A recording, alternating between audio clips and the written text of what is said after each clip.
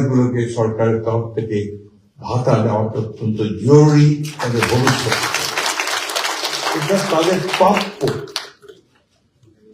আমরা নির্বাচন করেছি, কেউ মন্ত্রী হয়েছি, কেউ এমপি হয়েছি, কেউ বড় বড় চাকরি করছি, আমাদের সচিব মহোদয় এখানে আছেন, সবাই আমরা ছবি তৈরি করছি। যারা এর জন্য চলে গেছে তারা কিন্তু সন্তানরা অনিশ্চিত ভবিষ্যতের মধ্যে পড়ে আছে। অন্তত এইটুকু বোধহয় আমরা করতে পারি, তাদের ভবিষ্যৎটাকে একটু সুন্দর করার চেষ্টা করতে পারি, তাহলেই আমাদের সরকারের আশাটা সার্থক হবে। তা না হলে হবে না বলে মনে করি।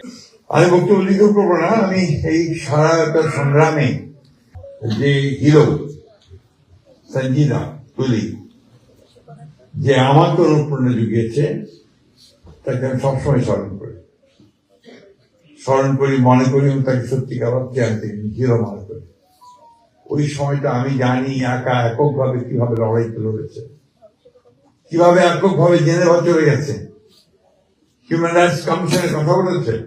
আমি ভারতক্রান্ত করতে চাই না, একটা ছবি নির্মাণ করার উদ্যোগ নেওয়া হয়েছে, অত্যন্ত আনন্দের কথা, ভালো কথা। যেটা চাইবো যেন সঠিক জিনিসটা আছে, যেটা চাইবো যেন সত্যিকার অর্থে এটা আমাদের সমগ্র জাতিকে, আমাদের